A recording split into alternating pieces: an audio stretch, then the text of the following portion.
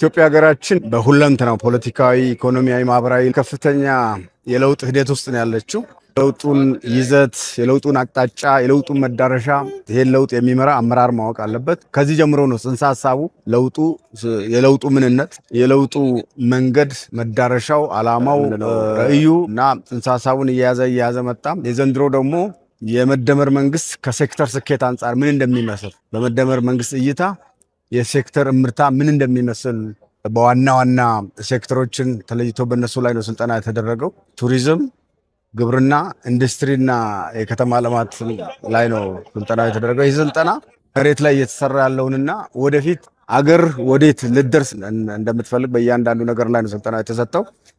ይሄ እንደ አመራር እየሰራ ያለውንም ስራ መድረስ ካለበት መዳረሻው ጋር እንዲቃኝ እስካሁን የሰራው ስራ ምን ስኬቶች ምን ደግሞ የሚስተካከሉ ነገሮች እንዳሉትና ምን እንደሚቀሩት የተሻለ የፈጸመው ትንሽ ወደ ኋላ ለቀረው ልምድ የሚያካፍልበት የቀረው ለምን እንደቀረ ፈጥኖ የሄደው ምን ስላደረገ ነው የፈጠነው የሚለውን በማየት ዘንድሮ የሰራው ስራ እንዴት እየሆነና መዳረሻው የት እንደሆነ ያየበትና ተጨማሪ ግልጽነት የፈጠረበት እውቀት ያገኘበት ልምድ የተለዋወጠበት እና ከመዳረሻው አንጻር አሁን ያለበትን ቦታ ያየበት የቀረውን ደግሞ ለማሳካት ምን መስራት እንዳለበት የለየበት ከተግባራዊ ስራ ጋር የተያያዘ ስልጠና ያሁኑ ስልጠና ሁሉም አመራር ስራ ውስጥ የቆየ ነው።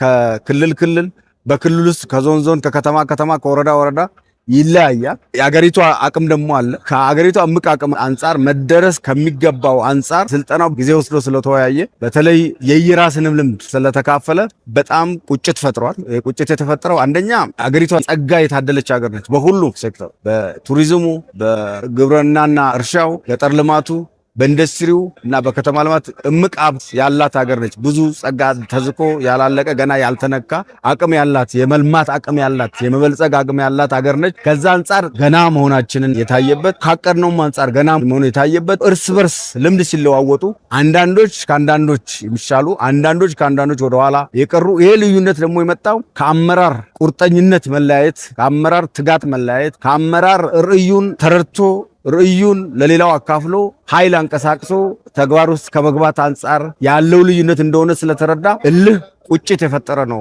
ኢትዮጵያ ወደኋላ መቅረት የማይገባት ሀገር፣ ረጅም የመንግስትነት ታሪክ ያላት ሀገር፣ ብዙ የሚያኮሩ አድዋን የመሳሰሉ የነጻነት ገድል ያላት የሚያኮራ ታሪክ ያላት ሀገር ሁሉን እያላት በኢኮኖሚው በእድገቱ ግን ወደ ኋላ የቀረች ሀገር መሆኗ ቁጭትን ፈጥሯል፣ እልህ ፈጥሯል። ዛሬ ላይ ሆነን ደግሞ በውስጥ ደግሞ ስናይ እርስ በርስ ሲነጻጸሩ አንዳንዶች የተሻለ ቀደም ብሎ የሄዱበት፣ አንዳንዶች የቀሩበት ይሄም ከአመራር ክፍተት መሆኑን ሲያዩ ይሄም እልህን ቁጭትን የፈጠረ ጥሩ የተሻሉ ፈጸሙ የተባሉትም ቢሆን አገር ካላት ጸጋ፣ ክልላቸው ካለው ጸጋ፣ ዞናቸው ከተማቸው ካለው ጸጋ አንጻር ገና ሆኖ ሲያዩት እዛ ጋም የበለጠ ለመስራት መነሳሳትም እልህ ፈጥሯል። ተስፋ የሚሰጠው የተጀመሩ ጅማሬዎች እርስ በርስ ትምህርት ሊሆን የሚችል ደግሞ ስራዎች ተፈጽሟል። እንደ ኮሪደር ልማት፣ የወንዝ ዳርቻ ልማት፣ ስንዴ ላይ የመጣው ስኬት እና በትልልቅ ሜጋ ፕሮጀክቶች የመጣው ስኬት ደግሞ ተስፋውን ያሳያል። አገር መበልጸግ በአጭር ጊዜ መለወጥ እንደምትችል ተስፋ ያሳያልና ይሄም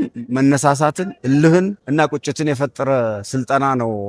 በግብርና ልማት ምን ውጤቶች እንደመጡ እና ምን ሊመጣ እንደሚችል ኢትዮጵያ ምን ልትሰራ እንደምትችል መሬት ላይ አይተናል። ኢትዮጵያ በግብርናው ገጠሩንም ትራንስፎርም ማድረግ እንደምትችል፣ ግብርናውንም ትራንስፎርም ማድረግ እንደምትችል፣ ከኢንዱስትሪ ጋር ማስተሳሰር እንደምትችል ነበር በውይይታችን ተጨባጭ አፈጻጸሙ እየተነሳ ስንመክር የነበረው። ኦሮሚያ ክልል ምስራቅ ሸዋ ባሉ ወረዳዎችና ቀበሌዎች ውስጥ ይሄን አይተናል።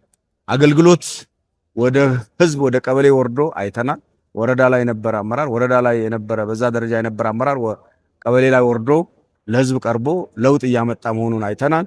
ግብርናው አትክልትና ፍራፍሬው ያመጣውን ለውጥ አይተናል። መሬት ላይ አርሶ አደሩ እንዴት ሰርቶ ውጤት እያመጣ እንደሆነ አይተናል። በዶሮ እርባታው እንዲሁ አይተናል። በከተማ ልማቱ ቢሾፍቱ እንዴት በአጭር ጊዜ እንደለወጠችና ቱሪዝም ሀብት ላይ ስተኛ የነበረ ከተማ አሁን ቱሪዝምን ለመሳብ እና በቱሪዝም ከአፍሪካም ጭምር ግንባር ቀደም ለመሆን እየተጋች ያለች ከተማና ምን ውጤት እንዳመጣች በአጭር ጊዜ ውስጥ ይሄን አይተናልና ይሄም አንዱ የዛ የውይይታችን መሬት ላይ በተጨባጭ ያለውን ነገር ያየንበት የኢንዱስትሪ ሽግግራችንን ደግሞ ምን ያህል ስኬታማ ልንሆን ሁላችንም ከሰራ ኢንዱስትሪውን ከደገፍን ምቹ ሁኔታ ከፈጠርን ምን ያህል ልንሄድ እንደምንችል በውይይት ያዳበርነውን መሬት ላይ አይተን